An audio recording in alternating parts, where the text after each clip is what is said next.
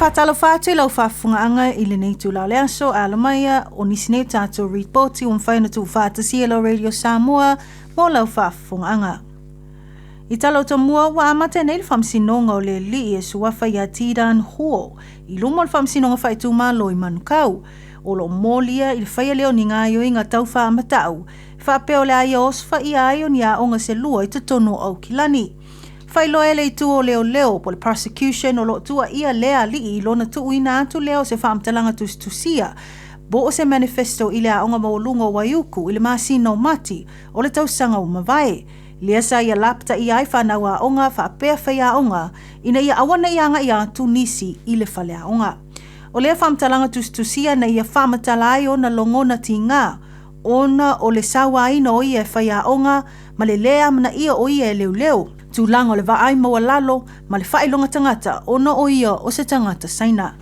Na whailo fo I lea tusi ni fuafuanga, o lona whaonga ai o ni whana ua tā ua o 3D printed firearms, o ni a upenga e pe o ututau, ma pomu e o so whai ai Waiuku College, whapea fo I Rutherford College.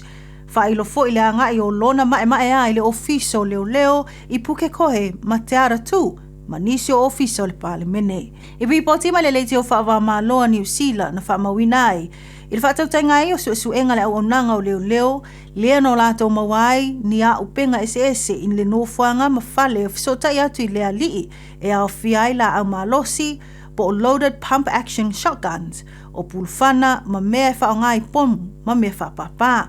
Whapea fo I ni whaamaumaunga tau whaatupu whaalavlave. O lo te ena e leo lo molia nei o na molianga, e au fiai molianga o le tau whaamata o e wha o leoti, o lona umia whaasotu la fono ni a upenga, o la au malosi ma se pomu, ma lona umia ino whaamaumaunga e atangi ae ngai uinga, whaatupu whaavelave. O lo whaamoemoe whaauau le whaamsinonga o lea lii mo le isi, lua vai aso.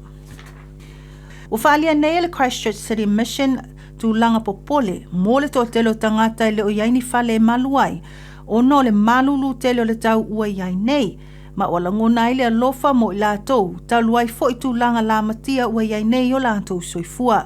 Whamawina le pa uma wa lalo le tike rio le malulu a ngā I le whai ungo le vai aso o sola, ma o whaatitele ina le malulu mai.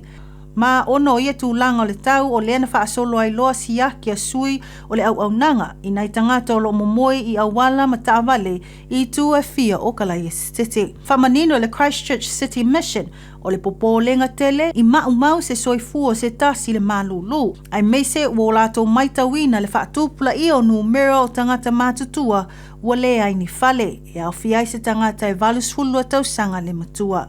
Ta ua lo whaawau pea le whisoswani ma au nanga o le mawai o no whanga no whai mo se taimi po emergency accommodations o ni palangi keke o ato moe o ofu mawhanwhana ma mea ai tau mawha mo I latou o loo mo o mia le whisoswani.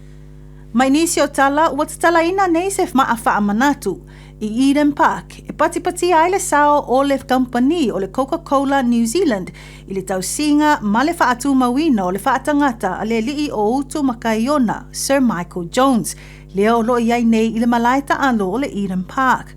I le tala anga o le nei whaatangata o se aseta na mamanuina mataina le tamaita itusiata o Natalie ma e whaapea na ia whaia le nei whaatangata tawala mai se ata unai longa a le lii o Jeff Dale. O lo whaalia ai Sir Michael Jones I lana ulua I sikoa le ipo le lalangi o le lakapi I le tausanga tasiva warufitu. O lo avea pea le whaatangata ma se tasya matati a mawai.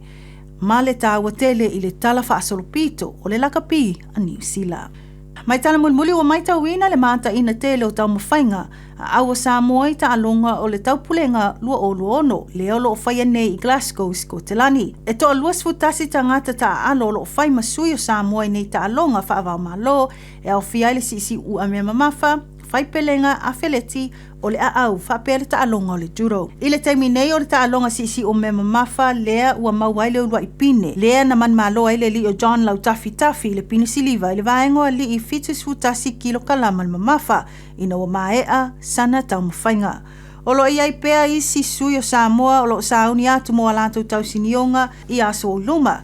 Ai o mori tamaitai e Samoan ta funai, na tau sinio i tālonga a whileti le vaenga se laumi ta tamaitai, ma na lona wha i le vaenga po le heat lona valu. I le sisi o me mamafa le atau vai se ine stowers i le vaenga o tamaitai, fitu kilokalama le mamafa i le so, aso luasuru iwo Julai.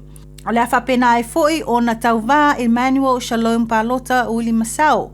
I le vaenga o li i iwa sifufa kilokalama. Whapea ai ma se fulu se wao i le vaenga o tamaitai valu sulu ono kilokalama. I le tālonga o whaipelenga lo sauni atuai Michael Seko i le vaenga o li i silia ma le iwa sifulu kilokalama le mamafa. Na manuia tamawhainga o Marian Tong i lana o luai tālonga i le vaenga au panga mamafa. O li i fitus fulu kilokalama, ina wa ia whaato i lalo ina ai se sui mai Kiribati. O lea ua sauwhanga atu o ia i le quarterfinals moso na wanoa i pine. I awhelete o le atau vai no u au sala tui le whano i le vaenga o tongi pula mamafa tamaitai po le women's shot put i le so. I tūlanga le a au na tau sini o ai na whanua Malia Hamilton, Paige Kemp, o Christian Ulai to ia ma Johan Robert Strickland, o Benjamina Percival o tau sinio i le judo. O lo mawalunga per wha moe mo awa Samoa a o wha awa wai pea tau vanga i Glasgow, ma alo iai le wha moe wha o popo atu nisi o pine o le atunu i neita longa. Nisi nā tātou reporti whaina tū whātasia mō lau whaafonga anga le nei tū lau le aso, whaaftai whaafonga mai, tō whāsoifua.